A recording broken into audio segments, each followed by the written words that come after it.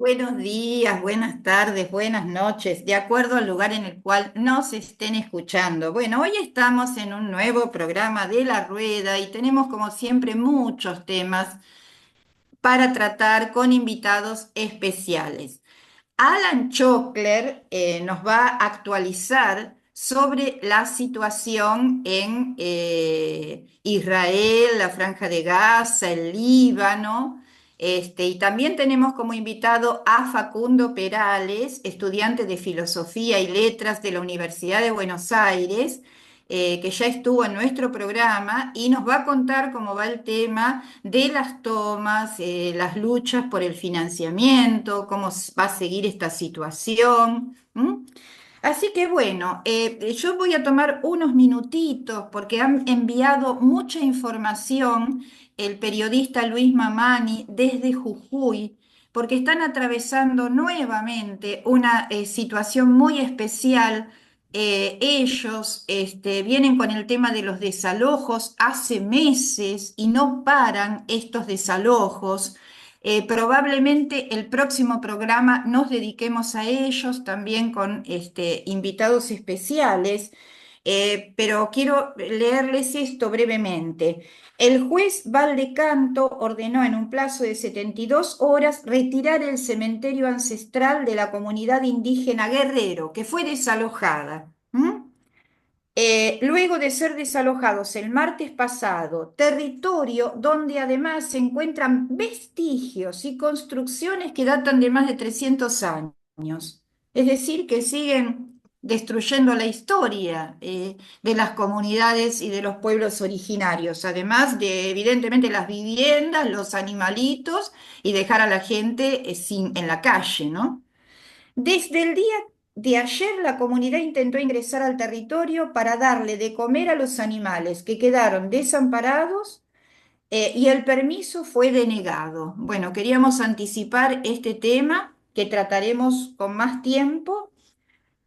Y bueno, lo escuchamos muy atentamente a Alan, porque Israel bombardeó el Líbano, se continúa el tema en la Franja de Gaza, han matado a Yahya Sinwar, que es uno de los dirigentes de Hamas. Eh, bueno, una de las cosas que leí en el diario El País, Alan, a ver si vos nos podés comentar un poquito más, es que con la muerte de este dirigente de Hamas tratarían de cerrar el tema con Gaza. Y me gustaría preguntarte, además de todo lo que vos puedas comentar, ¿cómo está participando el gobierno de Milei y en qué riesgo nos coloca a todos, a toda la población argentina? Así que bueno, te damos la palabra. Hola, Bueno, a ver, Hola, ¿qué tal? Buen día. voy a empezar compartiendo pantalla.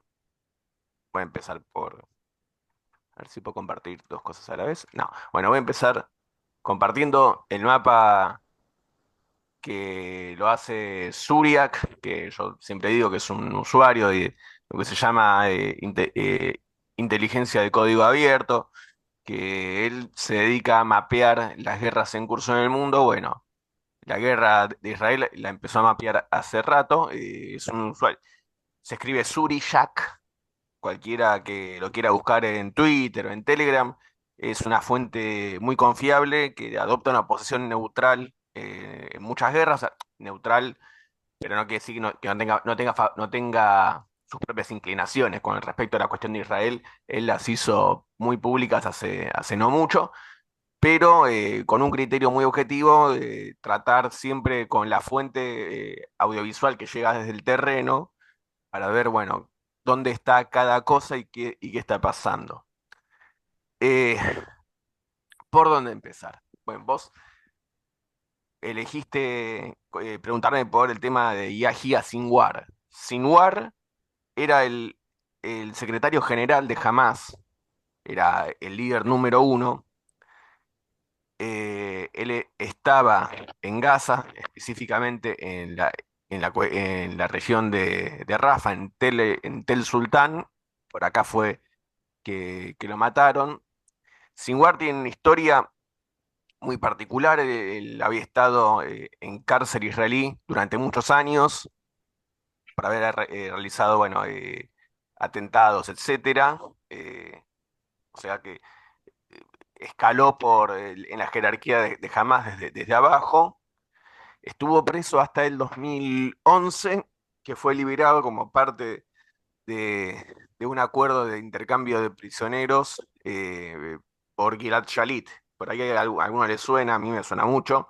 Gilad Shalit es un ex soldado israelí que estaba haciendo su servicio militar, que fue tomado prisionero por Hamas en 2000, no me acuerdo ahora si fue 2006 o 2008, creo que uno de esos dos.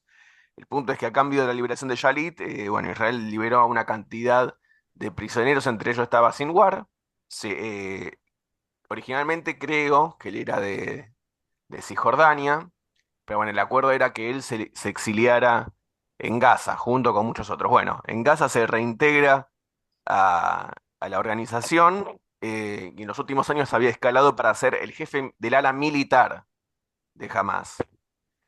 Y a él se le daba el crédito de ser el arquitecto del ataque del 7 de octubre del año pasado, que yo cuando hablé acá, entre otras cosas, destaqué la complejidad del ataque, que eso determinó la eficiencia en cuanto a los objetivos que perseguían, por lo menos los objetivos inmediatos. Entonces, Sinwar era un cuadro de Hamas, un cuadro militar, un cuadro político, eh, tenía fama de ser intransigente. Intrans- eh, del ala, a ver, jamás como toda organización, que también es un partido político, y obviamente tiene diferentes alas y tendencias. Hacia afuera siempre se trata de dar una imagen de unidad, pero es inevitable que surjan diferencias. Bueno, Sinwar se destacaba que era el ala dura de Hamas. Eh, durante todo ese tiempo, tanto Sinwar como Netanyahu en diferentes etapas fueron torpedeando el proceso de negociaciones,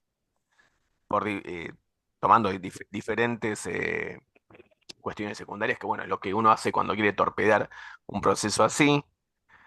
Eh, y de Sinwar no se sabía hasta hace unas semanas, los israelíes lo buscaban por todos lados y era muy elusivo. No, algunas fuentes no sabían si realmente estaba vivo o muerto, porque los infiltrados que tiene Israel en Gaza y en Hamas también, obviamente, que la organización también la tienen infiltrada, no podían asegurar si Sinwar ni dónde estaba ni nada, porque no podían comprobar muchas comunicaciones de él con los comandantes que iban abajo. Entonces, en esta zona por acá, en la zona de Tel Sultán, por algún motivo que todavía no está claro, Sinwar deja su escondite con una escolta muy reducida, eh, cuatro o cinco guardaespaldas, alguno que otro también era comandante. eh, y bueno, y fue una cuestión de casualidad que se chocó con una patrulla israelí que estaba en esta zona, estaba dando vueltas, y después lo identifican a él. Entonces, medio como un golpe de suerte, pero bueno, era un objetivo muy buscado, que no lo podían agarrar. Había rumores de que él se estaba desplazando de un lado a otro disfrazado de mujer, etcétera. También se decía que él se desplazaba a todos lados rehenes, con rehenes y una mochila llena de explosivos para, para salvaguardarse. Bueno, en la zona que lo liquidaron a él y a su guardaespaldas no había señales de rehenes. Lo agarran en un edificio en superficie. Bueno, hay filmaciones que no vale la pena compartir por acá. Eh, pero bueno, está liquidada la dirigencia de Hamas en Gaza. Así como está liquidada la dirigencia, también está liquidada, digamos, todos los rangos intermedios, que son los que le dan cohesión a una organización más allá de las unidades locales. De esta manera, Israel avanza en su objetivo de la neutralización militar de Gaza para imponer condiciones en el terreno con o sin acuerdo con Hamas. Para Israel, la liberación de los rehenes pasó a ser una preocupación secundaria. Ahora la expectativa de parte de Estados Unidos es decir, bueno, ya está, ya liquidaron al malo más malo, listo, canten victoria y cese al fuego. Por lo tanto, es una opción. El gobierno de Netanyahu, que también está siendo, siempre fue muy intransigente en cuanto a sus objetivos, puede que no abra ningún espacio de negociación extra. Algunas de las informaciones que me llegaron hoy a la mañana indican que ahora como secretario general de Hamas sube Khaled Meshal, que es un cuadro también conocido hace varias décadas. No estoy seguro su orientación política en cuanto a cómo proseguir la guerra. Lo que me parece que va a pasar es que, por lo menos en el corto plazo, digamos, con el cuerpo de Sinwar todavía tibio, jamás no va a flexibilizar sus posiciones. Por lo menos, no sé, unas semanas, no van a, no pueden permitirse ser más flexibles. Pero no importa, y porque Israel está avanzando hacia la reocupación militar de Gaza como el final del juego. A ver, yo en otras intervenciones aclaré que la reocupación militar de Gaza es inviable, decir, es inviable de la manera que Israel lo hacía hasta el 2005, porque de vuelta son 2 millones y pico de palestinos, eso es incontrolable con la cantidad de soldados que tiene Israel.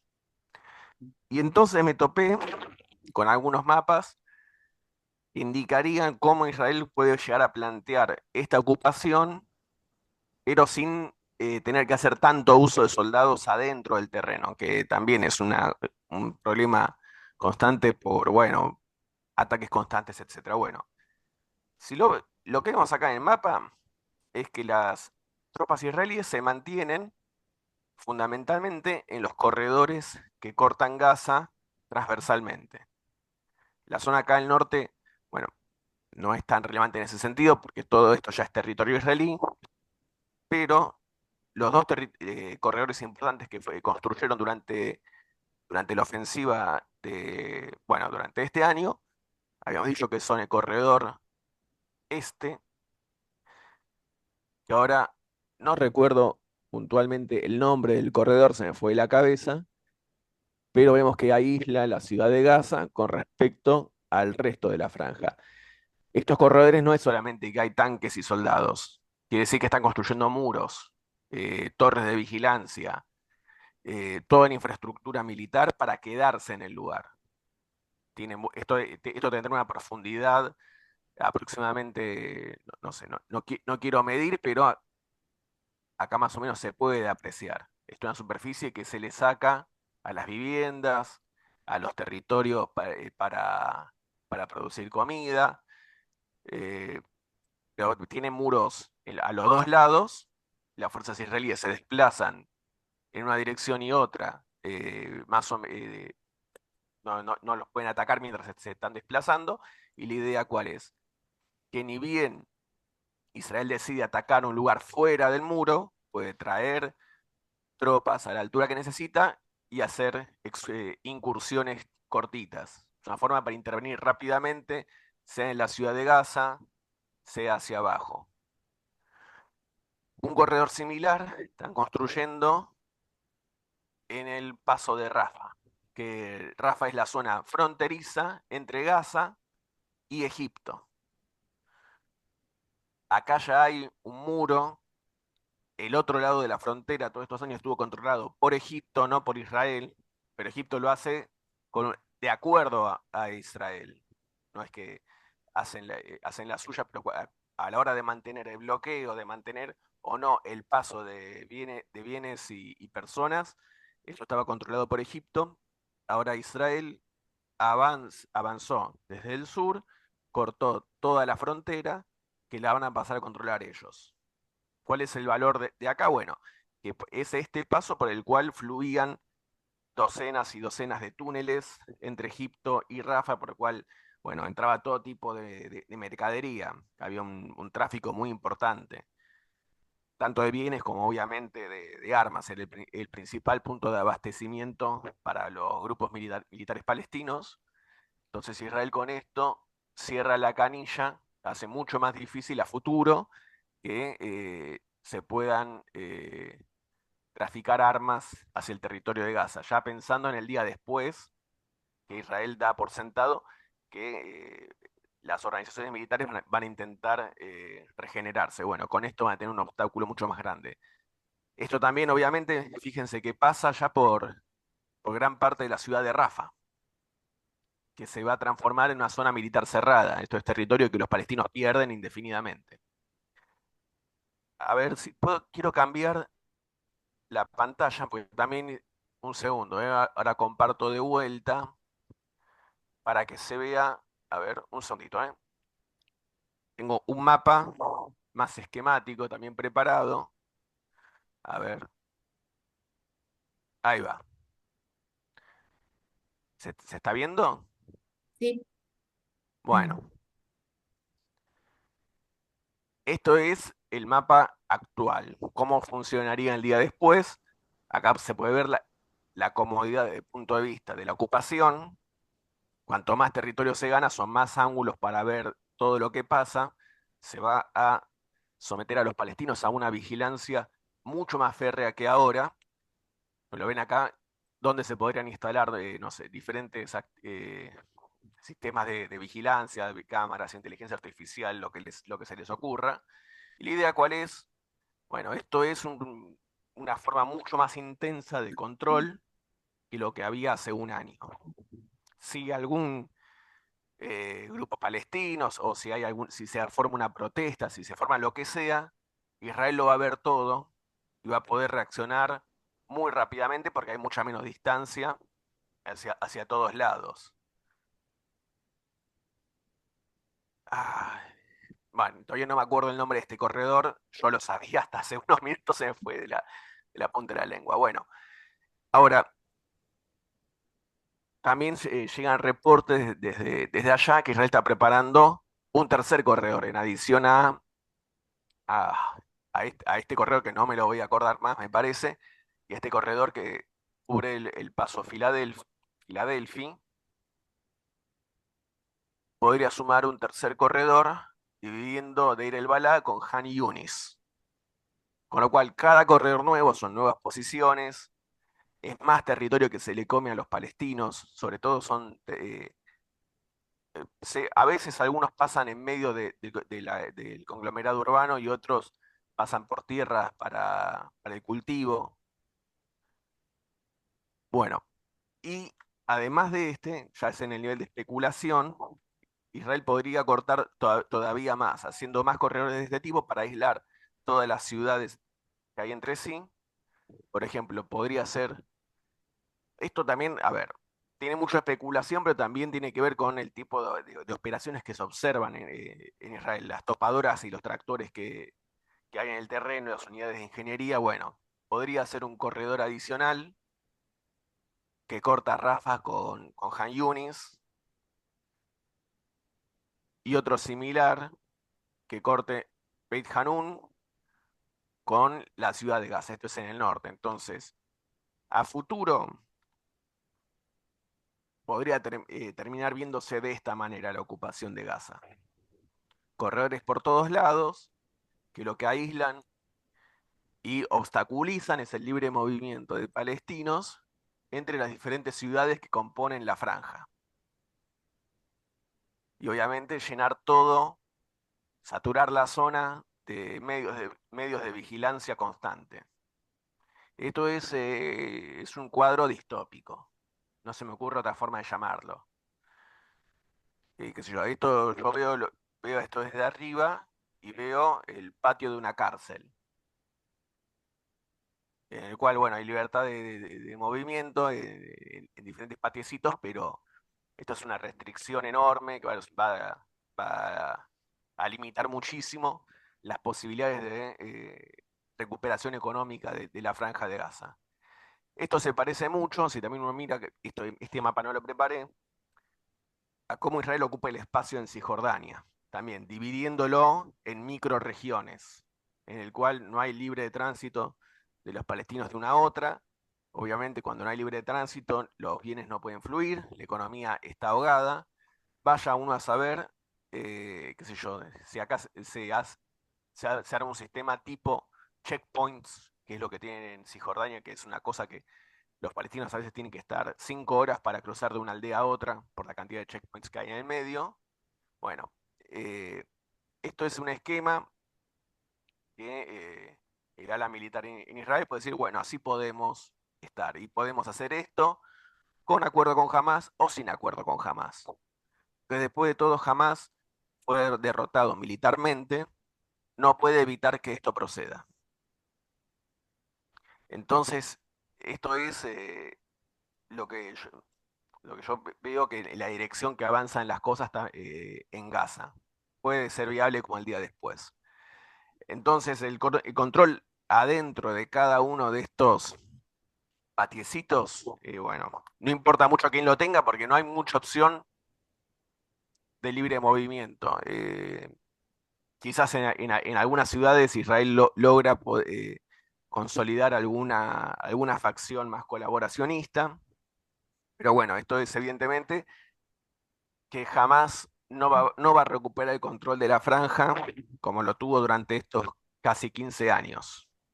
No, más de 15 años. Bueno, hacia esto estamos avanzando. Creo que es obvio, esto es un retroceso histórico para la causa palestina. Mm. Y con respecto al Líbano, Alan, Con respecto al Líbano, es interesante. A ver, porque tiene muchas aristas, necesito paciencia para que me acompañen en este tema. Eh, a ver, porque de Líbano tiene historia muy complicada. Israel ya libró varias guerras allá. Algunas terminaron en derrota, otras no.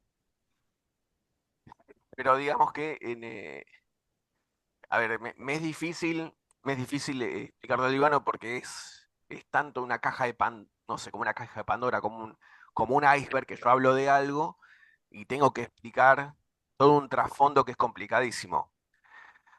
A ver, ¿cómo, eh, haceme una pregunta y veo de ahí cómo voy avanzando. Para mí va a ser más fácil. no sé si alguno de los integrantes del equipo quiere preguntar algo como para orientar, porque la verdad que yo no conozco sobre el tema, entonces se me dificulta preguntar, ¿viste? Sí, no, es que la historia del Líbano es complicadísima. A ver, ¿cómo empezamos? El Líbano es un estado muy cruzado por la identidad religiosa y sectaria heterogénea. ¿Qué quiere decir? Está básicamente partido en tercios o en cuartos de acuerdo a divisiones confesionales o étnicas. Eh, o sea que no hay ningún grupo religioso o cultural que sea mayoritario. Es una sumatoria de minorías el Líbano. La minoría más grande son los musulmanes chiitas, que son, bueno, también árabes chiitas, que componen alrededor del 30%. Hay alrededor de un 20% de árabes sunitas, otro similar de árabes cristianos, otro similar de drusos. Lo que importa es que esa composición variada en el Líbano, en los años 70 y 80, empujó al país a una guerra civil terrible, que duró mucho tiempo. En medio de esa guerra civil, Israel y Siria la usaron para entrar en el Líbano y ocupar parte del Líbano. Israel estuvo ocupando el sur del Líbano hasta el año 2000, que se retira. Ahora, acá estamos mirando en el mapa, abajo está Israel y arriba está la zona del sur del Líbano. Y esta rayita de acá es lo que se llama el río Litani. Esta región es la religión con mayoría chiita. Y el partido político por excelencia que representa a los chiitas es Hezbollah. Hezbollah, así como Hamas, es al mismo tiempo partido político y organización militar. Es el modelo que Hamas toma para articular su propia organización militar. Con la diferencia que Hezbollah es una organización mucho más grande. Bueno, hay estimativos, pero es una organización más grande en términos de integrantes, mucho mejor organizada, financiada y equipada. eh, Tranquilamente podría desplazar el ejército del Líbano de un día a otro. Podrían haber tomado el poder con un golpe de Estado tranquilamente hace mucho tiempo. Son la organización militar más potente en el Líbano y funcionan como, imaginémonos que, no sé, que el PJ tuviese un ejército privado acá. O sea, situación muy, muy anómala desde el punto de vista político. Entonces es un eje de mucha tensión en el Líbano, porque el argumento de las facciones que no están con Hezbollah es, bueno, la ocupación israelí hace muchos años que no está, la resistencia ya no tiene sentido de ser, que Hezbollah le pase sus armas al ejército del Líbano. Bueno, y Hezbollah se mantiene como un ejército privado en este sentido. Hezbollah, así como Hamas, es parte del eje iraní. Actúan en coordinación. Hezbollah se une a la guerra el 8 de octubre del año pasado, un día después de la ofensiva de Hamas, y Hezbollah se une a diferentes especulaciones sobre si Hamas le había avisado al resto de las organizaciones aliadas si iba a proceder o no con el 7 de octubre. Hay muchos que dicen que no, que se mandaron solos y con eso comprometieron a Irán y a todas las organizaciones por su cuenta. El punto es que Hezbollah se une como en calidad de frente de apoyo a Gaza. ¿Qué quiere decir? Que ellos no toman la delantera en la guerra con Israel, sino que estuvieron realizando diferentes acciones militares para retener la atención y fuerzas israelíes desplegadas hacia el norte y que no puedan irse hacia Gaza. Bueno, en términos de resultados, mucho no cambió la ecuación, pero básicamente las operaciones de Hezbollah hacia Israel durante este año consistieron en fuego de artillería, fundamentalmente con cohetes y morteros y drones. Hezbollah, de vuelta, tiene un armamento mucho más sofisticado que el de Hamas. Lo que más preocupa a los israelíes son las armas de precisión, o sea, Hezbollah tranquilamente podría bombardear instalaciones con valor estratégico para Israel, sea generadoras de energía, lo que fuera. Hezbollah tiene estos misiles crucero y balísticos que son precisos y bueno, podrían hacer esto, cosas que jamás nunca pudo hacer. Eh, Al mismo tiempo, Hezbollah se organiza no solo como milicias locales que pueden pelear en el pueblito en el que viven, también tienen esta fuerza de misiles que son independientes de las fuerzas territoriales, pero durante la guerra civil en Siria, que Hezbollah interviene a favor del gobierno de Assad, juntaron la experiencia para poder realizar guerra de maniobras. O sea, Hezbollah tenía una fuerza de maniobra muy importante, una fuerza de élite, que podría ser capaz de infiltrarse en Israel, como hizo Hamas el 7 de octubre, pero a una escala mucho mayor. Entonces, Hezbollah, mientras estuvo dando apoyo a Gaza durante este año, Israel estuvo durante todo el año también bombardeando y degradando, desgastando a Hezbollah. ¿Con qué objetivo? Con el de degradar y limitar muchísimo estas capacidades que yo mencioné, que son en adición a las territoriales. O sea, esta capacidad de atacar cualquier punto de Israel, o sea, la fuerza misilística, o también de realizar incursiones en Israel, que son la fuerza Radwan, como se llama. Entonces, Israel estuvo atacando fundamentalmente esas dos capacidades, para que Hezbollah no pueda usar esas cartas, que no las había usado, pero para sacar esas cartas directamente de la mesa. en caso de tener una escalada con Hezbollah, que Hezbollah no pueda recurrir a eso, que eran cosas muy preocupantes. En los últimos meses Israel intensificó muchísimo los bombardeos sobre el Líbano y descabezó a Hezbollah y a varias de las secciones intermedias varias veces. Hay comandantes que los ponen en tal unidad, Israel a la semana los liquida. Pone un reemplazante y a la semana los liquidan. Y así constantemente durante meses. Esto sí degrada las capacidades militares, porque una cosa es una milicia que opera en un pueblito puntual, que puede hacer, que tiene sus cosas limitadas, será más fácil de combatir o no, pero la organización no puede operar como una organización cohesionada, porque todo el tiempo, constantemente hay una degradación sobre la dirigencia y sobre los cuadros intermedios. No puede haber, tiene una capacidad muy limitada de coordinación entre las diferentes fuerzas en un, digamos, en un nivel un poco más alto. Y Hezbollah está muy golpeado como organización. La liquidación de Nasrallah fue una bomba, porque no es un cuadro que se reemplace de la noche a la mañana. Nasrallah fue dirigente de Hezbollah durante 30 años, cuadro político y militar al mismo tiempo. Y lo mismo con jerarquías inferiores. Cuando hubo una organización, a ver, Hezbollah o Hamas no eran la típica guerrilla urbana setentista que uno por ahí puede tener en la cabeza. Maduraron mucho como organizaciones militares, se complejizaron mucho más, adquirieron capacidades que son más típicas de ejércitos regulares.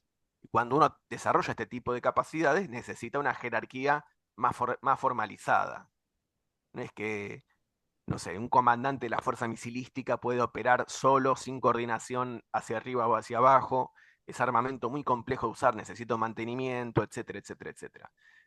Entonces, ¿cómo se evidencia el desgaste de Hezbollah en, eh, en la, en la baja escala de la respuesta que hizo frente a Israel, frente a la liquidación de Nasrallah? Uno por ahí podría haber esperado. A ver, Hamas en el 7 de octubre tiró alrededor de 3.000 cohetes en un solo día a Israel. Eso hace un año. En el aniversario del 7 de octubre, hace unos días, pudo tirar 10 cohetes. Así se evidencia el desgaste de la organización en términos militares, cómo se reduce en escala. Y Hamas está reducido a pequeños grupos que operan en diferentes lugares y que retienen rehenes, y eso es todo por ahora. Más allá de que tenga muchos reclutas, porque obviamente con el nivel de devastación que hay en Gaza, la cantidad de muertes, bueno, cada muerto tendrá por lo menos dos, tres familiares dispuestos a pelear. Bueno, pero una cosa es tener reclutas y otra cosa es hacer de esos reclutas una fuerza militar efectiva. Bueno, Hezbollah, que hasta ahora cuenta, hasta el momento que empezó el operativo terrestre israelí, que ahora voy a explicar de qué se trata, hasta ese momento Hezbollah reconoce 450 muertos.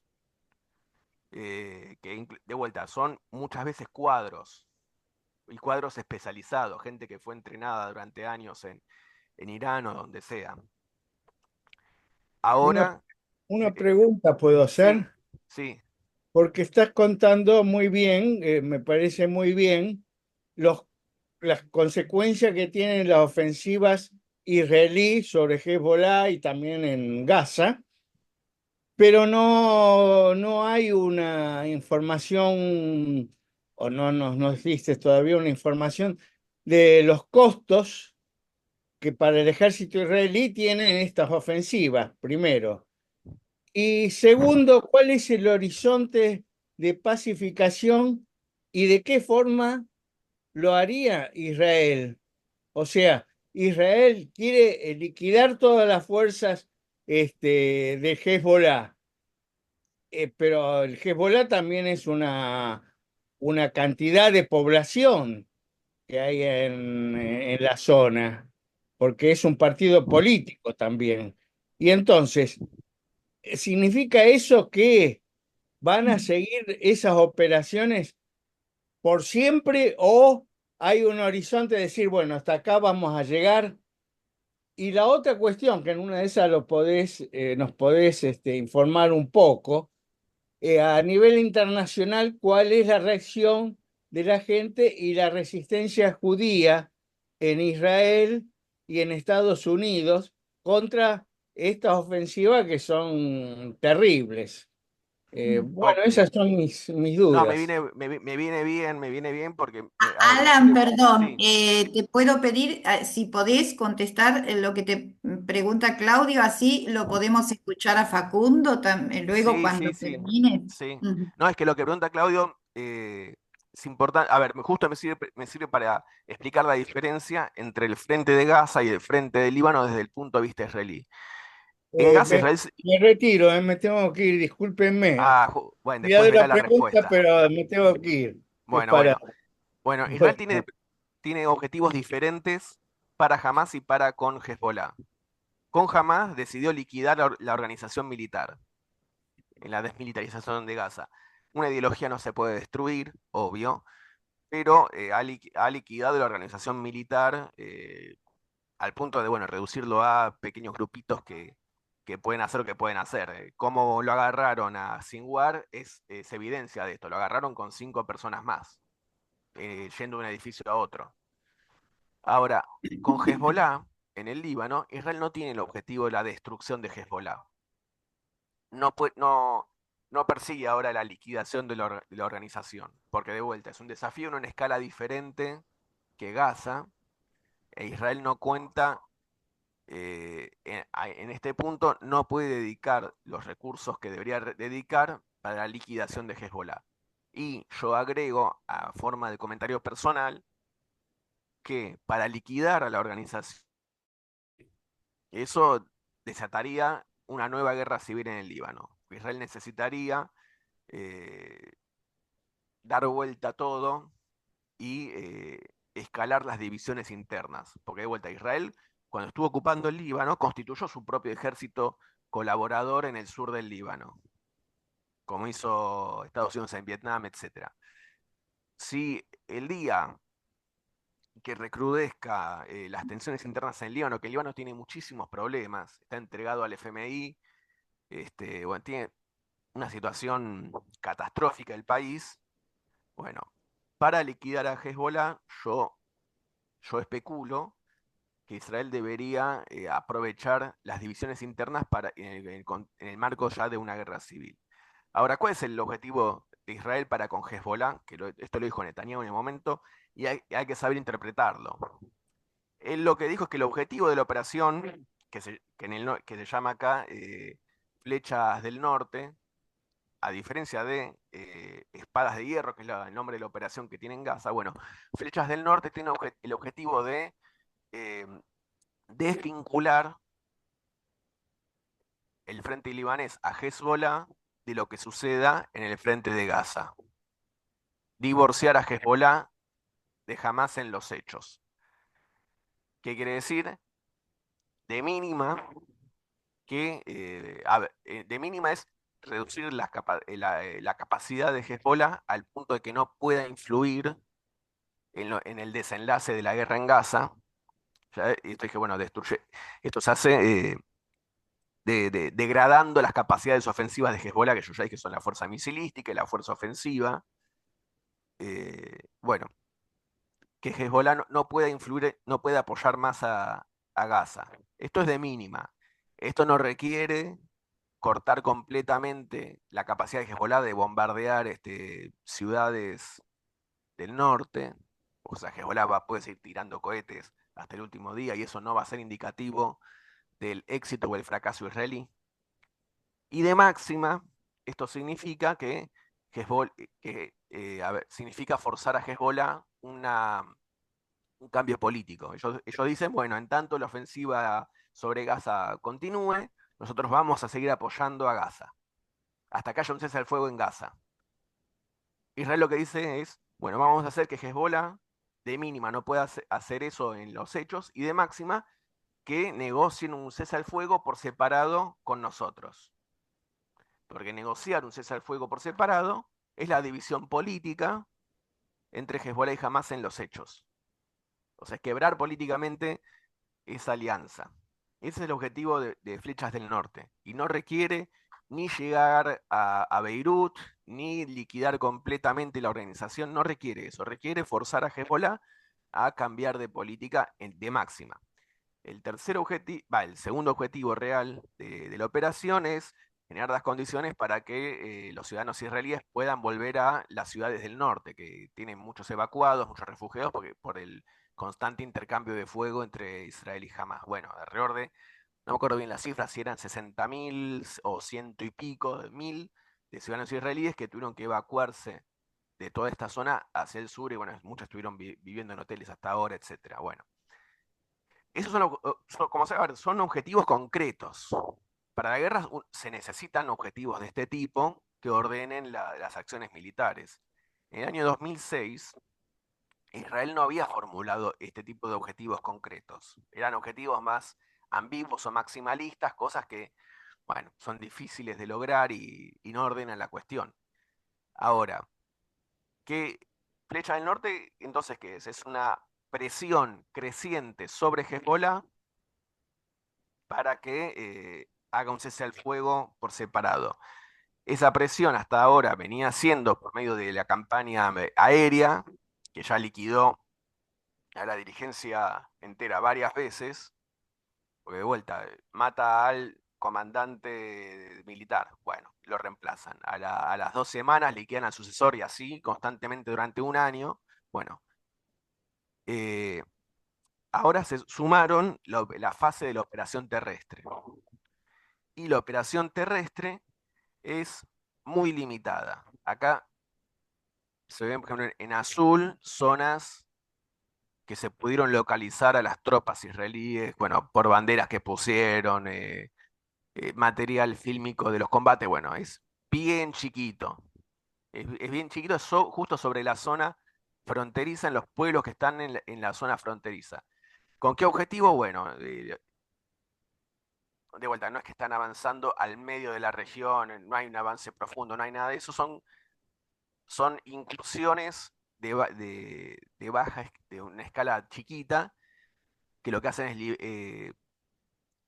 liberar, digo liberar, pero no en términos de liberación, pero digo de llegar a un pueblo, correr a los operativos de Hezbollah que queden ahí y destruir la infraestructura, que pueden ser túneles, pueden ser depósitos de armas, etcétera. Toda la infraestructura que Israel veía como amenaza potencial. Esto es relativamente simple porque están concentrando en un área chiquita, también porque Hezbollah, yo especulo, que estuvo retirando parte de sus fuerzas militares de estos pueblitos por la presión de un año de constante bombardeo israelí. Entonces, voy a pasar al otro mapita que es un poco mejor para esto. A ver, acá. En este mapa muestran las cinco, acá ven que hay 5 zonas, en cada zona Israel tiene desplegadas fuerzas de una división diferente. Son cosas chiquitas que yo creo que las van en las futuras semanas, las van a conectar entre sí y que van armando una zona buffer, una zona dentro del Líbano bajo ocupación y control israelí, que Hezbollah no lo puede usar para cruzar la frontera hacia Israel. Esto es, de vuelta, esto no es una ofensiva a todo o nada, no es que van a ocupar, no sé, la ciudad de Tiro, que es grande, etcétera. Eh, es un factor de presión adicional. Es decir, bueno, si Hezbollah no deja de tirar o no llega a una negociación por separado, bueno, expandiremos nuestro control en los hechos, liquidaremos tal cantidad de combatientes Hezbollah, seguiremos la campaña de eliminación de la dirigencia y los comandantes, etcétera, etcétera, etcétera, hasta que Hezbollah no tolere más la presión y se tenga que dar vuelta. Y una vez que Hezbollah se dé vuelta, Israel, ¿qué va a tener? Como escenario estratégico, va a tener una franja de Gaza que le cambió la situación política y militar de patas para arriba, va a tener una amenaza de Hezbollah mucho más reducida a futuro y va a tener las manos libres para concentrarse en la profundización de la colonización en Cisjordania. Que al fin y al cabo yo estimo que es el objetivo a gran escala. Degradar las amenazas militares que tenía hasta hace poco Israel, libera recursos para concentrarlos en otra cosa. Da vuelta la situación regional. Ujú. Israel, debería haberlo registrado, pero a mí hace un año me impactó mucho la declaración de un general israelí que, de vuelta, no lo registré el nombre, por lo cual no puedo comprobarlo, pero dijo, parafraseando, dijo algo en términos generales, decir, bueno, el ataque de Hamas del 7 de octubre nos dio una ventana de legitimidad, una ventana de oportunidad histórica. Porque ventana de legitimidad, bueno, porque al fin y al cabo el resto del mundo toleró la destrucción de Gaza. Nadie la obstaculizó. Nadie que podría haberla obstaculizado la obstaculizó. Israel no podría haber avanzado en la destrucción de Gaza sin la legitimidad que adquirió por la operación de Hamas hace un año. Para mí no es cuestión de discutir si tal o cual lado tiene derecho a usar la fuerza. Porque, qué sé yo, para mí la vida no es un juicio, yo no soy abogado, no me interesa discutir si tal tiene derecho a resistir o tal tiene derecho a defenderse. Qué sé yo, para mí eso es palabrerío para los abogados, que yo abogado no soy. El recurso a la violencia siempre existe. Las personas cuando están en una situación de opresión resisten. Eso es natural y es así y no hay ninguna ley que lo pueda limitar o no. Es tan natural como respirar. Pero lo que uno puede cuestionar es si la violencia está bien orientada. Porque cuando la violencia o la acción, cualquier tipo de acción está mal orientada, termina sirviendo al otro lado. Entonces, este es el cuadro. A ver, siempre digo lo mismo. Siempre que me traen acá para hablar, nunca digo cosas lindas. Nunca traigo buenas noticias. Eh, este es el cuadro general en los frentes de Israel, tal como lo veo yo a esta altura. Ujú. Así que si dejé bien claro que los objetivos que se persiguen son diferentes, pero funcionales a un objetivo general estratégico, si se entiende eso, entonces yo habré explicado bien lo que quería explicar. Bueno, puedo cerrar acá. Bueno, me parece muy bien, muy claro todo lo que has comentado. Obviamente cambia a partir del 7 de octubre del año pasado la situación general de Medio Oriente en un aspecto regresivo. Creo Sí, haber entendido completamente. eso en general. Te agradecemos muchísimo, Alan. Bueno, igual nos quedan un montón de cosas. Ya te volveremos a incomodar otra vez, ¿viste? Para que vuelvas a explicar. Sobre todo, a mí me preocupa la situación de la Argentina y los compromisos que está tomando y cómo nos pueden involucrar. Pero Ah, bueno, eso no lo pude tocar. Pero si bueno, lo querés, dejamos para... lo, lo dejamos para Sí, en otro momento, si te parece. sí, y yo me comprometo ya a tener webcam, porque todavía como estoy en el caos de la mudanza, hay muchas cosas que todavía no aparecieron. Bueno, ¿alguna pregunta? Así le damos la palabra a los chicos de la universidad. Bienvenido, Nahuel. Walter, ¿querés Sí, acotar sí, yo algo antes que sí, Alan se retire? sí, mira, primero como siempre felicitar a Alan por esta exposición y por los mapas que trae y toda la explicación. Mira, yo, Alan, te quiero hacer una pregunta. eh, ¿Cuál es o sea, cuál es la perspectiva de todo esto? Es decir, ¿cuál es el fin? O sea, ¿cuándo termina toda esta guerra? Porque si los límites de Israel para hacer semejante genocidio, semejante guerra, es únicamente que la Franja de Gaza siga existiendo, pero con con esta característica de la vigilancia, y ocupar solamente pequeños pedacitos del Líbano, es decir, ¿está haciendo semejante desastre solo para esos objetivos? ¿O tiene objetivos más ambiciosos de avanzar sobre la región? No me termina de cuadrar de que el gobierno de este genocida está haciendo semejante despliegue, semejante masacre, únicamente para que Gaza siga existiendo, pero con estos corredores de vigilancia y limitándose a ocupar pequeñas franjas del Líbano. ¿No es la idea, en el fondo, de avanzar en las fronteras israelíes, de crear una suerte de, viste, la gran Israel, como decían, como dicen siempre estos nacionalistas fascistas, ¿me entendés? Es decir, de avanzar en terrenos, comiéndole terrenos a los vecinos, un conflicto definitivo con Irán, porque, digamos, tampoco eh, es que Israel, digamos, se ha contenido, digamos, de la ofensiva contra Irán. Eh, ¿Qué quiero decir con esto, Alan? Me hace un poco de ruido el hecho de que los objetivos de Israel sean tan limitados frente al nivel de ofensiva y de masacre que está desarrollando, ¿me entendés? Es decir, Bueno, a mí a me ver, late que tiene ambiciones políticas mucho más grandes en la zona. sí, a ver, el objetivo ideológico final, porque de vuelta, el sionismo tiene un programa, tiene un objetivo ideológico en esto. No es exactamente ahora mismo el Gran Israel. El Gran Israel es una cosa difícil de mapear, porque no tenés órgano oficial israelí que haya dicho tal, tal y tal, cosas son nuestras.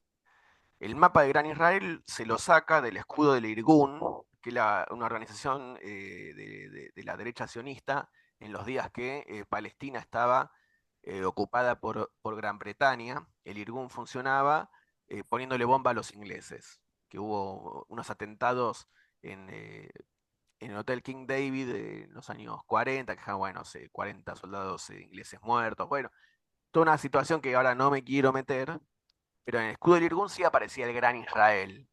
Ahora, ¿cuán realista es eso? Para mí poco, porque en esa época tampoco existían de manera formal los países árabes que existen hoy. O sea, Gran Israel, si uno lo ve en el mapa, abarca la totalidad de Jordania, parte de Arabia Saudita. Bueno, Arabia Saudita es otro país que Estados Unidos se sacó de la galera para articular el dominio político de la región en la posguerra.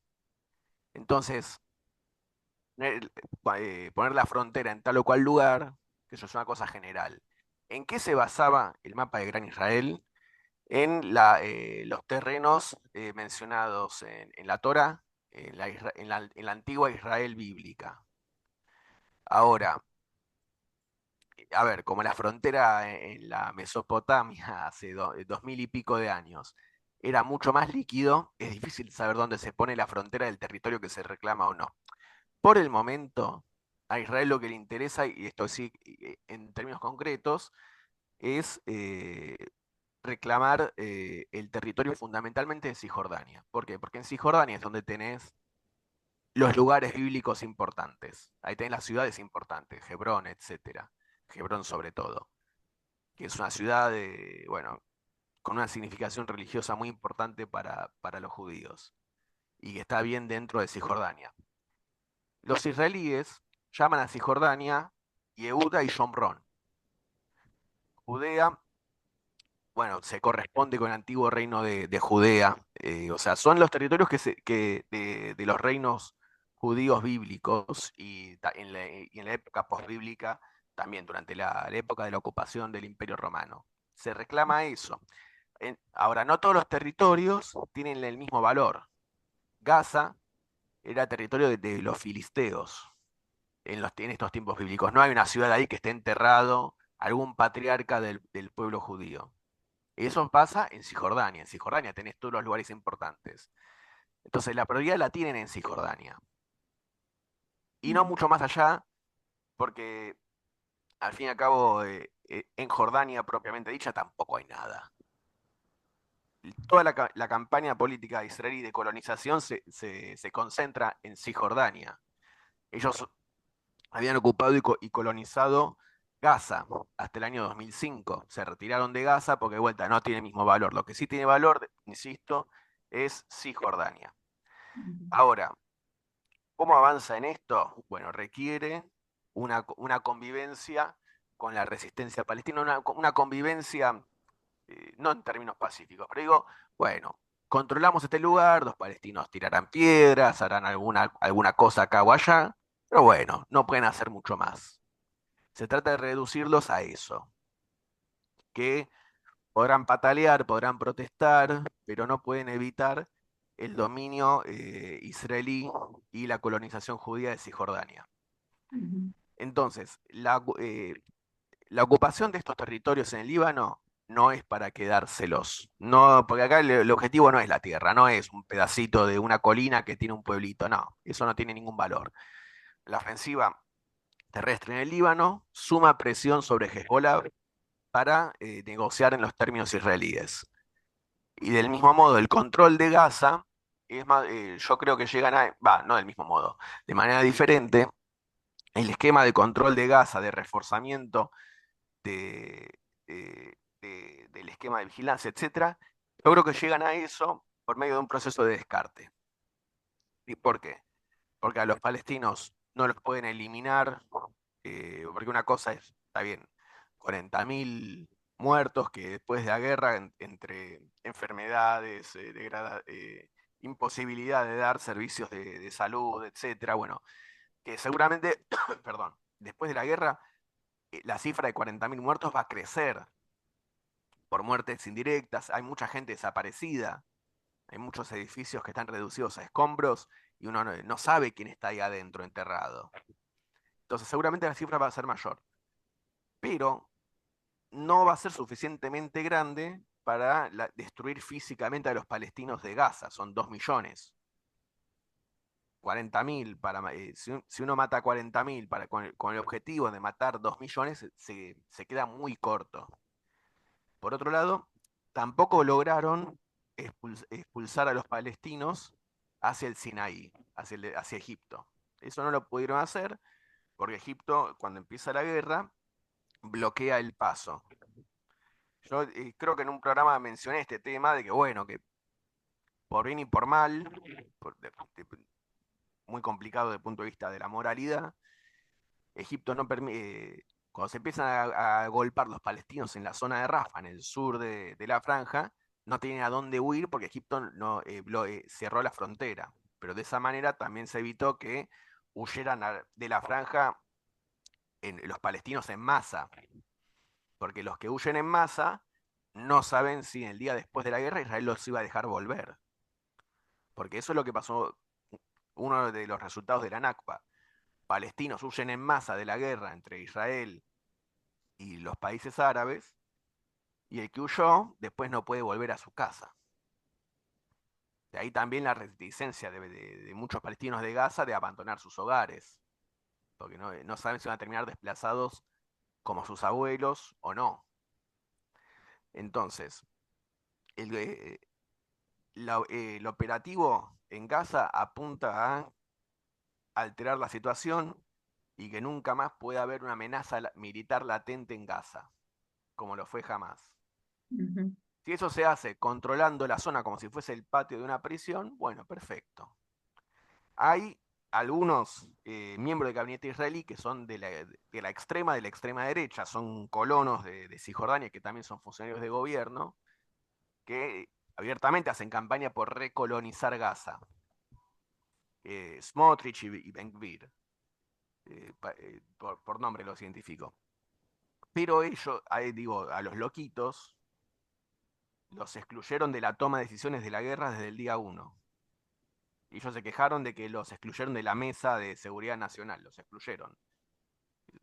Uno es ministro de Economía, ministro de Finanzas, y el otro es ministro de Seguridad Interior. Bueno, los excluyen de la toma de decisiones para la guerra. Ellos son los que todo el tiempo andan diciendo abiertamente que a los palestinos hay que expulsarlos a todos, que hay que recolonizar todo, etc. Bueno, ellos también, a ver, uno en retrospectiva lo ve que los excluyeron como reaseguro. Porque cuando Israel esté enfrentando ahora investigaciones por crímenes de guerra y crímenes contra la humanidad y también se suma el cargo de genocidio, a ver, el genocidio es en términos de derecho internacional, de vuelta, y a mí no me gusta hablar como un abogado. En términos de derecho internacional, el genocidio tiene condiciones muy precisas sobre qué puede ser reconocido o no como un genocidio. Y lo que importa como elemento central es la intención de destrucción de un colectivo humano. Bueno, el gabinete israelí puede decir, bueno, nosotros nunca los quisimos destruir a los palestinos. Esto es una operación de seguridad en nuestra propia defensa, pero no tenemos intención de destruir físicamente a los palestinos. Entonces esto no es genocidio. Por ahí ya se vuelve más difícil de demostrar, porque justamente a los loquitos los excluyeron de la toma de decisiones. Alan, ¿te Sí, parece que dejemos por acá? sí, Porque siempre completamente. hay cosas para agregar, pero así podemos escuchar a los muchachos que están Sí, en pleno conflicto bueno, por el entonces, tema del financiamiento. bueno, Te agradecemos muchísimo y sí, continuaremos. sí, yo me despido ratificando mi apoyo a todas las medidas de fuerza. Obviamente soy docente también en la UBA, así que bueno, eso nos toca mucho. Quiero anunciar, dejar como chivo que el día martes la AGD convocó una jornada de clases públicas en Plaza de Mayo. Entonces, bueno, invitación a todo, invitación para los estudiantes que seguramente ya lo saben mejor que yo, así que bueno, para adelante. Saludos a todos. Yo me despido Bueno, acá. muchas gracias, un beso grande. Bueno, a ver, 80 facultades tomadas, una marcha multitudinaria el miércoles 2 de octubre, otra el 9 de octubre. A ver si Facundo Perales, estudiante de Filosofía y Letras, nos puede contar un poquito cómo sigue la situación, ¿no? A mí me preocupa, Haré, Facundo. haré primero una actualización. Capaz Sí. iba a venir Facundo antes. Yo soy Nahuel de Exactas, Nahuel Rabey de la Facultad de Ciencias Exactas. Sí, está bien, no hay problema. Nahuel, te recibimos, bienvenido. Lo tenemos a Facundo también allí, ¿eh? Así que Ah, ahí está Facundo, están los dos. O sea que tenemos de las ciencias blandas y de las ciencias duras, que nos dicen de las ciencias no lo había blandas. visto. Ay, Camarada Facundo, yo estoy desde el celular. A mí me pasan la información tarde, muchachos. bueno, bueno, Nahuel, lo escuchamos un poquito a Facundo de Filosofía y Letras y luego de Exactas nos vas a contar cómo está la situación. A mí me preocupa el tema del desgaste, ¿no? Porque bueno, hay un veto, esto lo explicamos para la audiencia, del presidente del financiamiento educativo que estaba propuesto y aparte el Congreso ratificó este veto. Y este tema, digamos, bueno, el desgaste, digamos, que el gobierno los tire para el desgaste, que se cansen de protestar y de manifestar y que, bueno, y que el presupuesto siga igual con todos los problemas que esto acarrea, ¿no?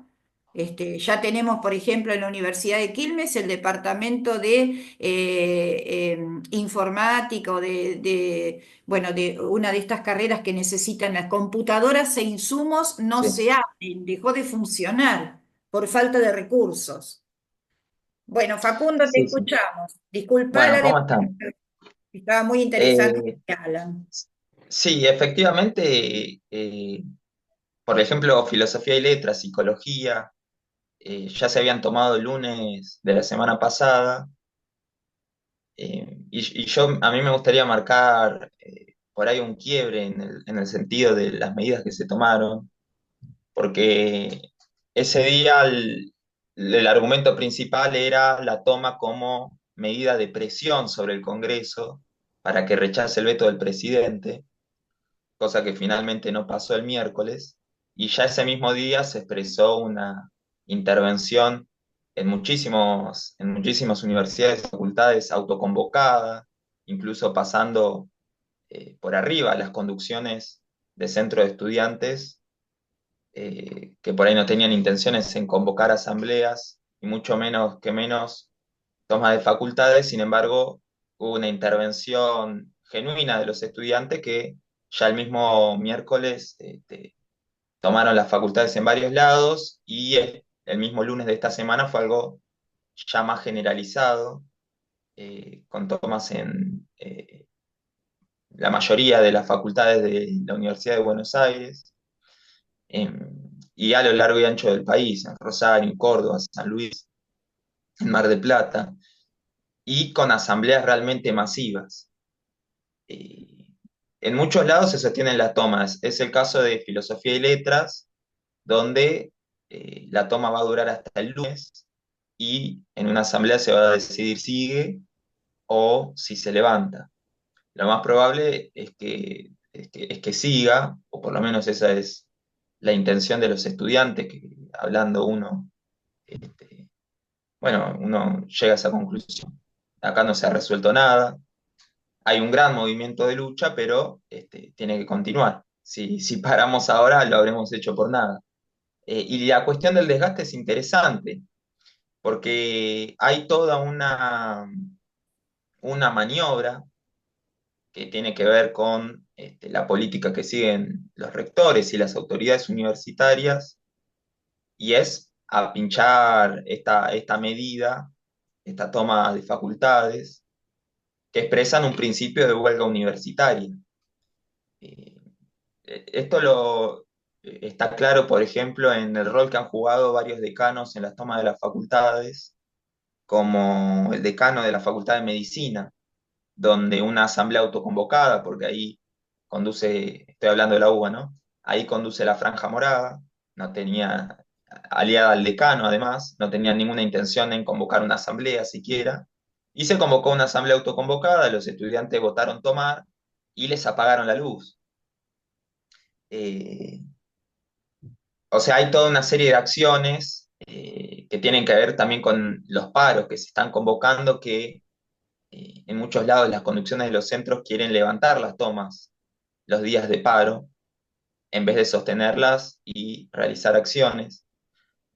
Creo que el sostenimiento, la continuidad y que no haya un desgaste que merme en la lucha va a depender de la voluntad y el ímpetu de lucha de los estudiantes, sobre todo autoconvocados, que es lo que se vino expresando en muchas universidades y facultades.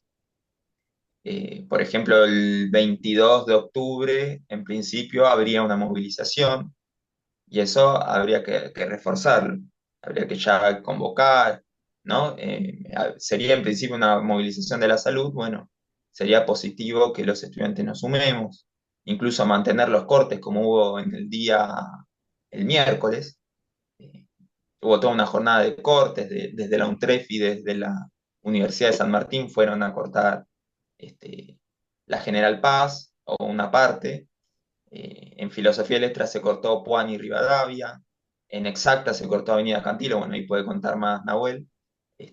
Pero hay todo un ingreso masivo de los estudiantes a la lucha que es muy positivo y que además marca un viraje político en la situación en el sentido de que este, comprendieron que la vía parlamentaria llegó a un callejón sin salida y que ya no podemos depositar nuestras esperanzas en, por ejemplo, un presupuesto 2025 que se va a terminar votando cuando el cuatrimestre ya esté terminado. Esa comprensión es fundamental y yo creo que es algo de lo que ha venido sucediendo desde el miércoles hasta este día. Ujú. Bueno, gracias, Facundo. Nahuel, te escuchamos con el panorama de SACTA. Tenés el micrófono cerrado, Nahuel. Sí, sí, lo sé, estoy con el celular acá en el medio de la toma. No, en Exactas tiene el siguiente escenario de que venimos planteando muchísimas asambleas durante el año, bueno, se instalaron muchos debates. De hecho, lo particular es que las asambleas empezaron en el departamento de computación, que es quizás uno donde uno consideraría el lugar menos propenso a que se establezcan debates políticos, pero sorprendentemente fue el primer espacio, y a partir de ese momento se empezó a construir una conciencia de que había que empezar a profundizar las medidas de lucha, viendo que en el Congreso siempre estábamos frente a una encerrona, ¿viste? Esta cuestión de que hay un bloque de diputados que sistemáticamente blindan al gobierno en todas sus medidas, el gobierno se maneja por decreto, se está preparando un presupuesto universitario recontra recortado en estos términos. todo supeditado al pago de la deuda y a quitarle impuestos a las personas más pudientes. De hecho, yo curso una materia que es el laboratorio de datos, yo estudio la licenciatura en ciencia de datos, y en esa materia nos pasamos analizando toda la información que manda el gobierno. De hecho, al principio, siempre en 10 minutos antes de que arranque la materia, los profesores dicen, bueno, estos datos se adquirieron así, de esta metodología, se interpretan de esta manera. Y algo que a mí me llamó la atención es que ayer el profesor comentaba, yo tengo un amigo que tiene un yate, perdón, un yate no, que tiene un avión en un hangar. Eh, y esa persona dejó de pagar impuestos por tener un avión. Y contaba la anécdota, el tipo paga la nafta del avión, el hangar del avión, las reparaciones del avión, el mantenimiento del avión, la licencia del avión, todo lo del avión, le dejaron de cobrar un impuesto con el cual se aportaba al Fondo Nacional de Incentivo Docente. Entonces a ese tipo no le importaba tres carajos si pagaba o no pagaba el impuesto para el FONID. Y la propia persona lo reconoce. Entonces, hay una intención de quitarles impuestos a las personas más pudientes, y en ese quitarle impuestos a las personas más pudientes no la terminan chocando las universidades.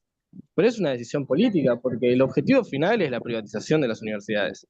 Hay todo un negociado, hay todo un sector, ¿viste?, del empresariado argentino que está viendo acá un espacio jugoso para hacer negocios financieros. De hecho, en Chile y en Estados Unidos, la cantidad de deuda estudiantil con la cual se financian los bancos es impresionante.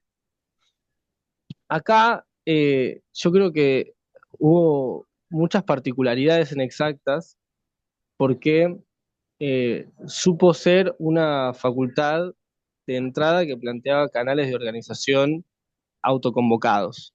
Es decir, no había ninguna confianza ni en las direcciones de las autoridades ni en las direcciones gremiales de entrada. O sea, se hacen asambleas departamentales, asambleas docentes, asambleas estudiantiles, pero siempre como con cierta conciencia de que en los espacios, por lo menos dirigidos por los sindicatos, estábamos medio atados de manos. De hecho, eh, un fenómeno que empezó a ocurrir hace poco es una maniobra, la instalación de maniobras para levantar las asambleas. Discúlpenme un segundo. La instalación de maniobras para levantar las asambleas. ¿En qué consiste esas maniobras?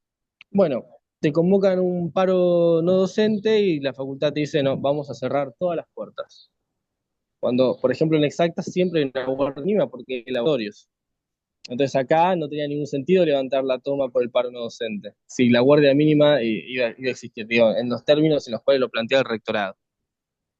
En otros lugares fue mucho más violento. Hay compañeros, creo que de la Universidad de Artes de La Plata, si mal no recuerdo, puede ser que lo estoy diciendo mal, donde los encerraron adentro de la propia facultad con esta misma excusa. Entonces hay toda una maniobra para romper la huelga y aparte para hacernos chocar con los no docentes, porque el escenario que está planteado es, no, vos si querés sostener la toma es porque vos estás en contra y no estás apoyando las medidas de lucha de los no docentes. De hecho, así lo planteó el peronismo en la asamblea, eh, y lo que nosotros señalamos fue, no, ni en pedo.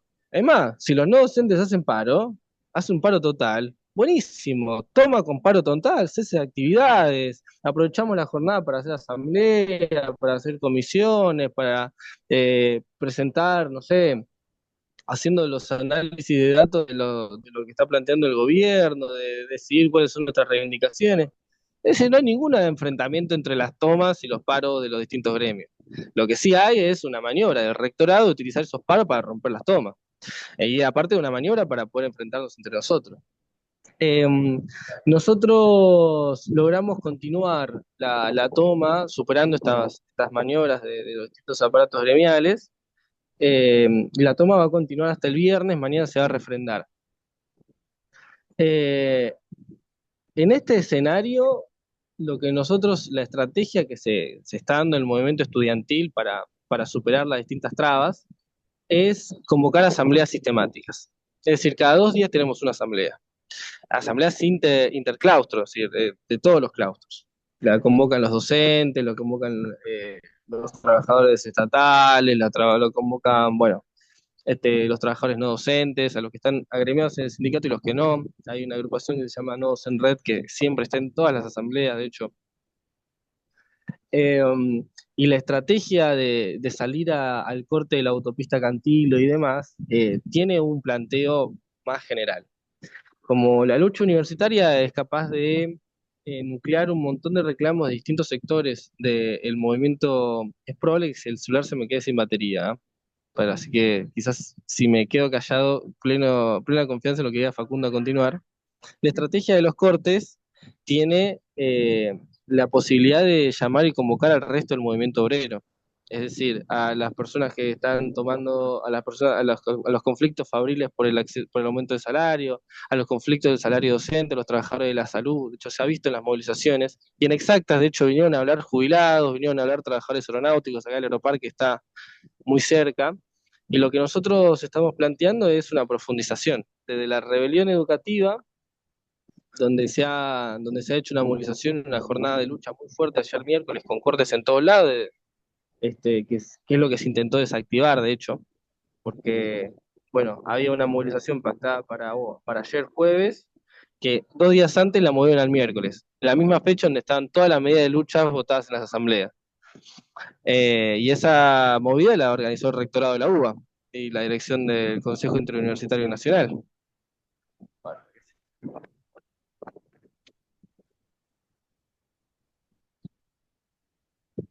Bueno, me parece que Nahuel se quedó sin celular ahí, nos avisó. Bueno, no sé si el equipo quiere preguntar algo. A ver, él estaba hablando del tema de que se unan otros sectores a las luchas por el presupuesto, a la lucha de las universidades nacionales. Em, bueno, a mí se me ocurre preguntarle, o sea, ¿cuál es el objetivo de todo este proceso? Que el gobierno, que parece estar muy firme, dé un paso atrás y amplíe el presupuesto universitario para que puedan funcionar las universidades, porque pareciera como que no va a pasar eso. O sea, ¿cómo lo ven en perspectiva? ¿Cuál es la perspectiva que ven?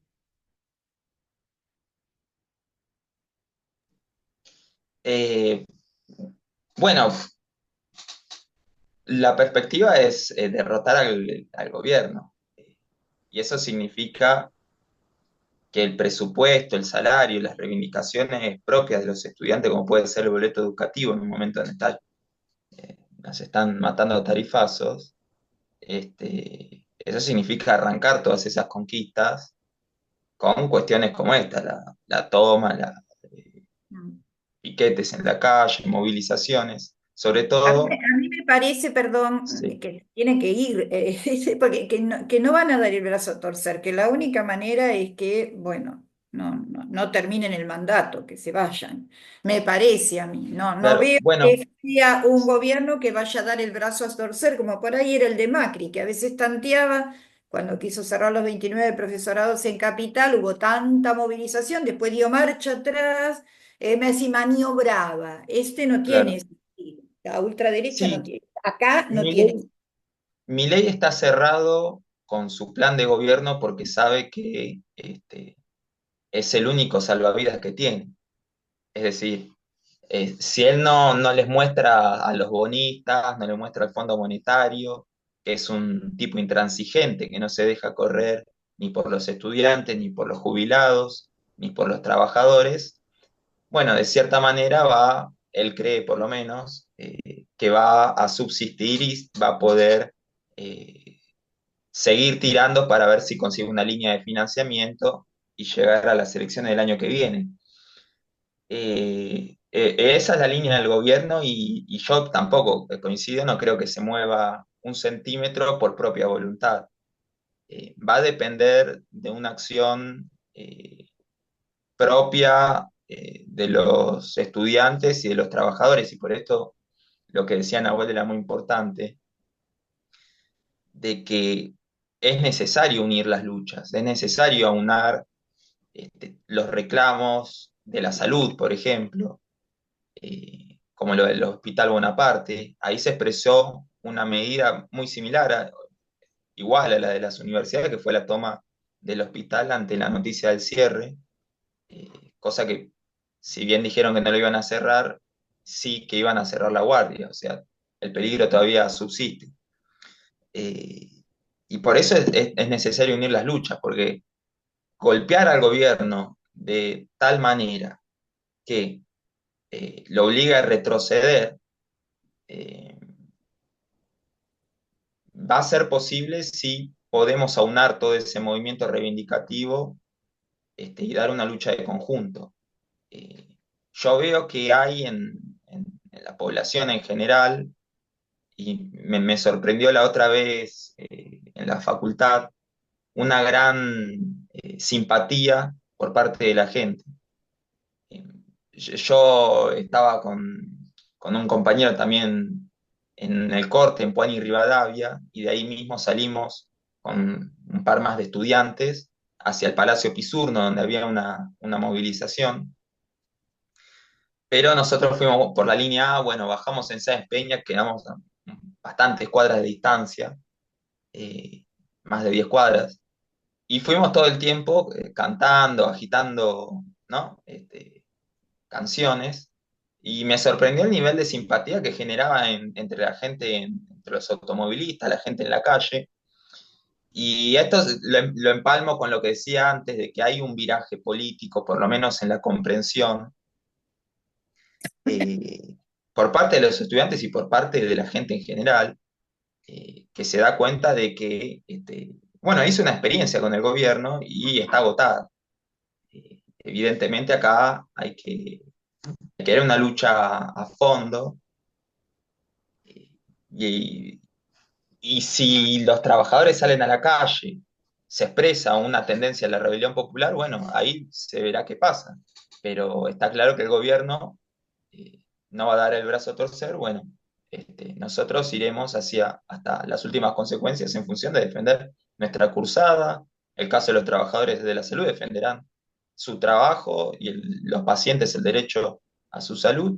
En última instancia, defender los derechos conquistados, los que nos han quitado en estos meses, este, y en avanzar contra un gobierno que nos ha declarado, en el caso de las universidades, una guerra mortal, en el sentido de que pretende privatizarla y arancelarla. Sino que expresa este vaciamiento más que un intento de allanar el camino a un desembarco de una serie de negociados privados sobre las universidades. Nahuel, bueno, mientras se da este proceso de profundización, de unir las luchas, que, bueno, en realidad nunca se sabe cómo va a terminar, siempre es una relación de fuerzas. ¿Y Claro.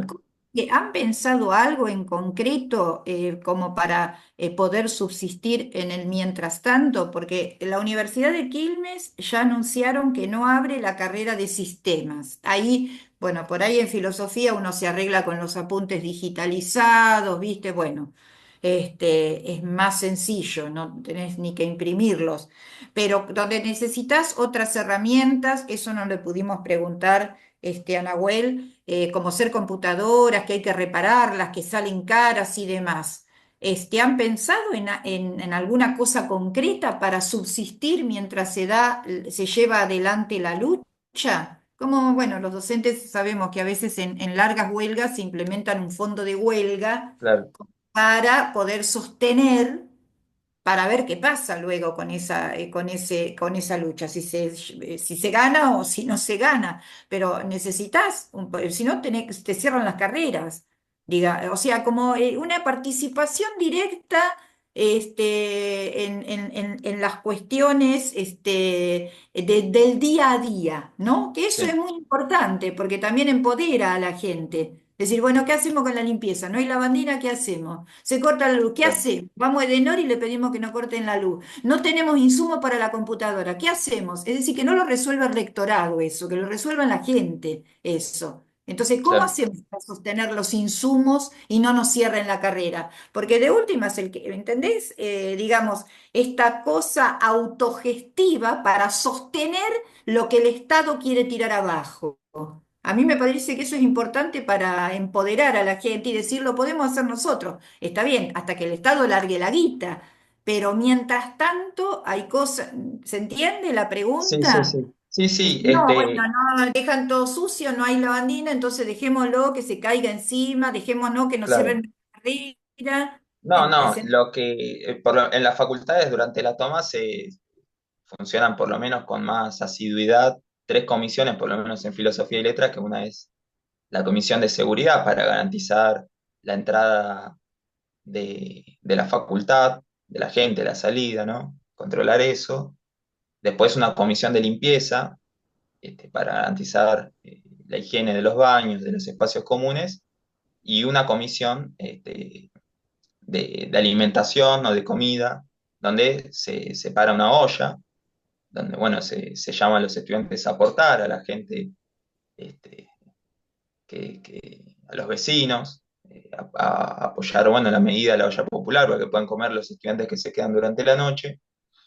Eh, por- eh, lo más básico está ahí, y en la organización autogestiva de los estudiantes se la toma. Es mucho más, yo creo, complejo esto que comentás, por ejemplo, lo de Quilmes, y cuando hay insumos mucho más sensibles, o cuestiones como laboratorios y demás.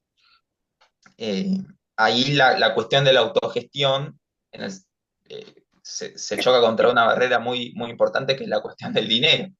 Eh, Porque uno, bueno, en una olla popular puede sostenerla con aportes y demás, pero el mantenimiento de un laboratorio, por ejemplo, pienso yo que requiere mucho más gastos. Eh, y efectivamente acá lo que pasa es que, por ejemplo, lo de Quilmes, el rectorado de Quilmes está conspirando contra la misma lucha universitaria. Esta medida de cerrar las inscripciones es amoldarse al ataque de Milei. Eh, Porque bueno, no te da el presupuesto y demás. ¿Vos qué haces? ¿Luchás contra eso? ¿Llamás a luchar, a rebelarte contra ese ataque a las universidades? No, te amoldás a esa situación, cerrás el ingreso a las carreras. Lo mismo, estaba leyendo, en Clarín salió una nota, en la UTN de Tucumán, en la Universidad Tecnológica de Tucumán, eh, habían colocado un arancel para el ingreso a la universidad, de 40.000 pesos aproximadamente. Entonces hay todo por parte de las autoridades hay toda o se están amoldando en la situación de miseria presupuestaria y de progresivo arancelamiento. El desafío está en derrotar eso. Y, y- y la manera, a ver, los estudiantes no vamos a poder autogestionar las facultades más allá de garantizar las condiciones mínimas como la higiene y los alimentos.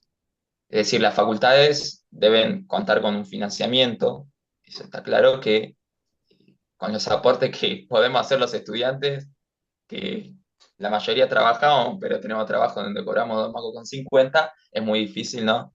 Equiparar al financiamiento de los estados y demás. Está claro que nosotros, el objetivo tiene que ser derrotar esta política, y solo en ese sentido podremos arrancar el dinero necesario para las universidades. No creo que haya otra manera o una cuestión autogestiva más de estas cosas básicas. Después lo otro es ir a una lucha a fondo por arrancar todo el presupuesto, todo el salario y cuestiones como boleto educativo y demás. Ujú. Bueno, Facundo, gracias. Marta, vamos a escuchar un poquito al equipo. Eh, ¿Querés preguntar algo, comentar algo? Tenés el micrófono cerrado. Sí, o sea, para mí las asambleas permanentes me parece algo importante, como que por más que no separen las clases, que se siga con la asamblea. O sea, que eso está bueno, porque todo el tiempo se esté discutiendo, se esté informando a todos los estudiantes, eso me parece muy bueno. Ahora, lo de la autogestión, o sea, que los chicos gestionen la universidad es muy difícil, pero si la universidad, si la privatizan, quedara en manos de la población de la universidad, sería interesante también eso. Es decir, que en lugar de privatizarla a una empresa que venga y se haga cargo de la universidad, que los mismos estudiantes, o sea, que la universidad fuera de los estudiantes. No sé cómo se podría hacer eso, pero el financiamiento cómo llega, si llega de la provincia, si llega de la nación, entonces todas esas cosas sirviendo por ahí, que, ¿no? No sé, es una idea, no sé si funcionaría. Pero por el momento lo que se tiene que hacer es anular el veto, que no puedan vetarla. No sé, yo lo que me sorprendió la cantidad de gente que ha apoyado esto, o sea, en todas las provincias, en todas las universidades, nunca vi tanta movilización, pero también lo veo muy empecinado al presidente en no cambiar su ideología, y lo que él dice lo va a hacer. Entonces, ¿cómo termina? Sería una pregunta igual a la tuya, ¿no? ¿Cómo termina esto? Walter, gracias Marta. Walter, Sí, Facundo, un par de preguntas, ¿no? Si uno mira los medios que apoyan al gobierno, están dale que dale con que digamos, las tomas no son consensuadas con el resto de los estudiantes, que hay estudiantes que están en contra, estudiantes que supuestamente quieren seguir teniendo clase. En todo proceso de lucha siempre ocurre que hay un sector, digamos, muy atrasado, eso pasa en todos lados. Eh, la pregunta que te quiero hacer es, ¿han sufrido, digamos, más ataques por parte de estos provocadores libertarios, podríamos decir de alguna manera, para identificarlos? Porque se ha visto en la Universidad de Quilmes estos ataques, y te quería preguntar si en tu facultad o a nivel, digamos, más general, ¿no? Porque he visto un video donde uno de estos crápulas que usurpan el concepto de libertario en económicas, llegó incluso a amenazar en la asamblea de que, bueno, de que si venía la Vicky por Victoria Villarruel, esto iba a ser mucho peor. Entonces, ¿cuál es el ataque del gobierno frente a estas tomas? ¿Cómo contestar a esto de que si es real, si es verdad de que hay tomas y hay clases al mismo tiempo? O si se habla con los compañeros tratando de explicar, bueno, por qué la necesidad de la lucha, es decir, cómo interpelamos a ese sector, si es que existe, ¿no? Obviamente, que todavía es muy atrasado políticamente y no ha logrado comprender de que ese no es, de que no hay otro camino. O sea, simplemente no hay otro camino. Tenés un gobierno decidido a todo y no hay otro camino más que profundizar la lucha. Y por último, preguntarte, sí, y no, por quería último, agregar una preguntarte, cosita, Walter, sí, disculpa que te sí, interrumpa, pero digamos, en profesorados, que no es la universidad, gente que ha votado a mi ley, ha amenazado a alumnos, ha gritado, hecho llorar a otros alumnos. O sea, yo creo que la política que a ellos le viene de arriba es que vayan a provocar, a romper las asambleas cuando hay elecciones, a romperlas, a crear un clima violento adentro de las instituciones. Y eso es importante también que se debata, porque los chicos a veces no saben qué hacer. Y las autoridades, por ahí, con respecto por ahí a este estudiante amenazado, le dijeron, bueno, quédate en tu casa, no vayas. Y andan los otros que votaron a Milei paseándose por la institución. Es decir, también hay que pensar y presionar para respuestas institucionales. Los tiene que tomar los rectores, en el caso del Instituto de Formación Docente, y tienen que tomar este tema desde ya los centros de estudiantes. Es decir, que haya una respuesta de conjunto. ¿No? Porque están haciendo eso. Yo creo que los mandan a romper, a claro, provocar, a quebrar elecciones y de centros de estudiantes, a quebrar asambleas, a meter miedo, a asustar con los métodos que siempre tienen, amenazar, insultar, ¿viste? Bueno, con el tema de a los profesores, el tema de la ideología de género, a otros profesores que están adoctrinando. digamos. Entonces, ahí tiene que haber una respuesta institucional en todas las instituciones, ¿no? No se puede dejar a los estudiantes solos frente a estos fachitos que van a provocar. Están Lili, en los institutos de formación docente también, ¿eh? No voy a dar más detalles, pero están. Lili, ¿puede ingresar un alumno a la universidad con gas pimienta que obtuvo de no se sabe dónde? Porque el gas pimienta lo trajo la ministra de Seguridad. ¿Cómo alumno tiene gas pimienta? Eso yo no lo entiendo. ¿Y cómo entra a la universidad con el gas pimienta y nadie lo controla? ¿No? O sea, si no tendría que haber un sistema de control para ver quién ingresa a la universidad y quién, qué trae. Porque entrar con gas pimienta, que además no se sabe de dónde lo sacaron. Entonces, ¿cómo le llegó? ¿Qué pasa? ¿El Ministerio de Seguridad le sacan el gas pimienta y no se dan cuenta? ¿No? O sea, es una pregunta que yo me hago, como nadie se cuestionó por qué estos chicos tenían gas pimienta, que es un gas que lo trajeron el Ministerio de Seguridad. No se vende en cualquier lado. Sí, están respaldados por la Sí, fuerza de seguridad, eso no cabe ninguna duda. Pero ¿y qué pasa? Bueno, por eso tiene que chicas, haber una sí, respuesta institucionalizada por parte de los centros de estudiantes, pensada, no entrar en las provocaciones, no caer en las provocaciones, porque justamente lo que quieren es eso. ¿Qué hace el rector? ¿Qué hace la autoridad de la universidad? ¿Cómo permite que ingrese una persona con un gas pimienta? ¿Cómo no se toma ninguna medida con respecto a esa persona que ingresó con un gas pimienta que no se sabe dónde lo sacó? Empecemos por ahí. Pongamos límites. Yo creo que empezar a poner límites. Bueno, eh, a ver si. no, sí, para cerrar la pregunta, vos hace un momento decías, Facundo, de que estos procesos de autoconvocatoria se abrían paso incluso en contra de los centros de estudiantes. Y seguramente vos mencionabas a Franja Morada y a la Cámpora, que hace poco hubo elecciones. Políticamente, yo imagino que estas agrupaciones están pagando un costo político eh, por este boicot que están haciendo a las luchas, habiendo ganado el centro de estudiantes hace muy poco tiempo. ¿Se puede registrar en estas agrupaciones que están boicoteando la lucha? ¿Se registra un choque con su base, rupturas con sus propios militantes? Es una pena que no esté Nahuel, pero, por ejemplo, en la Facultad de Exactas, la Cámpora llega a tener cerca de casi 100, ciento y pico de militantes.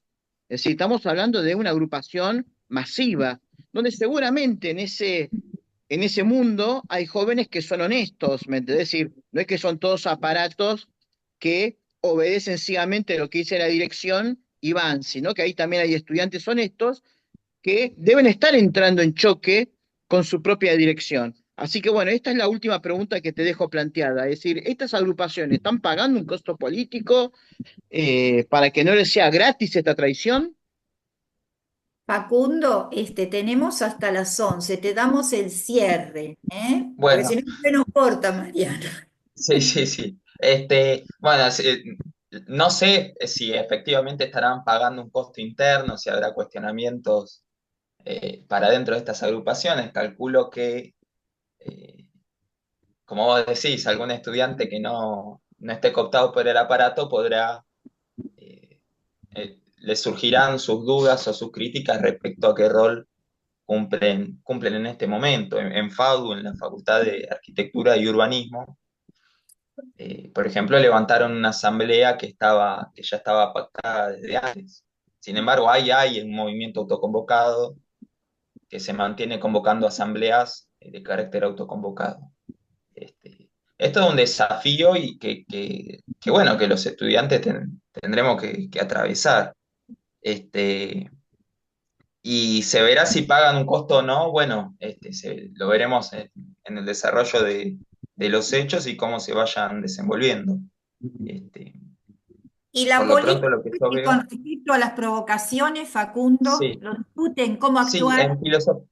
en filosofía y letras no pasó, Mm. no pasó que venga alguien a provocar, y mismo en la asamblea no hubo nada por el estilo. No hay facho Eh, que estudie filosofía. claro, no, pero bueno, puede venir alguna persona como en Quilmes. Ya fue. No fue el caso. Lo de Quilmes es muy interesante porque se muestra algo de lo que venían hablando ustedes recién, y es que no es un loquito que se levantó medio cruzado un día y dijo, bueno, voy a ir a romper una asamblea a Quilmes con mis amigos y después voy a tirar gas pimienta. No, es un grupo que está directamente ligado a esta concejala de Quilmes, Albacetti, que es la concejal de La Libertad Avanza, que si uno entra a las redes sociales de ella es una constante agitación macartista y fascista, ¿no? En el registro del gobierno, esta cuestión de los fachos que van a correr y demás. Y fueron con la clara intención de romper la asamblea. Como los compañeros ahí en Quilmes los repudiaron y votaron que se vayan, porque ninguno tenía claras intenciones de intervenir y brindar su opinión, sino que la intención era romper la asamblea, evitar que se vote la toma. Bueno, los expulsaron y ahí fue cuando uno de ellos tiró con el gas pimienta, que no era un gas pimienta de autodefensa, sino que era el tamborcito, que bueno, justamente eso no se consigue en cualquier lado, como decía Marta, sino que es un instrumento de, de represión que uno por ahí lo ve en las marchas y demás. Eh, Hay una agitación en ese sentido por parte del gobierno. Yo creo que la que lleva la voz cantante en este sentido es Bullrich, que dijo que los estudiantes que íbamos a realizar los cortes del miércoles, ¿no? Que en exacta cortaron Avenida Cantilo, en Filosofía y Letras, como dije, Rivadavia. Ella dijo que íbamos a ir con molotovs, que acá lo que queríamos gestar era una revuelta como la chilena. Se suma a lo que dijo el jefe de gabinete Francos, sugiriendo de que con la toma de las facultades comenzó la guerrilla, ya directamente tratando de emparentar la lucha universitaria a la subversión o a lo que ellos consideran subversión y demás. Hay toda una agitación en ese sentido, que bueno, es necesario derrotar, por un lado, clarificando a los estudiantes un poco más despolitizados y demás. Creo que es algo que viene sucediendo, que en las clases públicas, las actividades que se hacen, porque no solo hay clases públicas, sino también se llevan adelante actividades eh, en cada facultad, clarificar estas cosas, eh, y bueno, por un lado derrotar un ataque ideológico, una agitación ideológica contra esta lucha, que tiene que empalmar con una lucha concreta contra el ataque más concreto, que es el económico y el político sobre las universidades. Ellos tratan de justificar la represión, dicen eso. Porque si después reprime está justificado porque venían con bombas molotov. Claro, se atajan de antemano. Anticipándose para justificar la represión. Por eso hay que mostrar que nadie lleva nada, o sea, que los estudiantes van a marchar sin bombas y sin nada. Sí, y creo que quedó claro el otro día también, ¿no? Porque no voló ninguna molotov, no hubo ningún desmán. Muy por el contrario, lo que se estaba mostrando es que los que van con elementos eh, bueno, de represión o son los violentos, son los militantes de ellos o los grupos de choque que, como esta concejal de Quilmes, fogonean desde sus bancas. Ujú. Bueno, gracias, Facundo. ¿Les parece? Vamos cerrando. Luisa, ¿estás por ahí? Sí, sí, estoy. ¿Algún comentario? No, muy interesante todo. Gracias, Lili. Muchas gracias. La verdad que Bueno, excelente los invitados, mucha claridad. Y bueno, ahí seguimos. bueno, le agradecemos entonces a Alan con su informe de Medio Oriente, tan excelente como siempre, a Nahuel Rabey, estudiante de exactas, de ciencias de datos, que nos acompañó un ratito, y a Facundo, a ver si digo bien tu apellido, Facundo Perales, Sí. de Filosofía y Letras. Y bueno, agradecemos también a la Radio Conciencia Top New por cedernos el espacio y nos vemos en un próximo programa de La Rueda.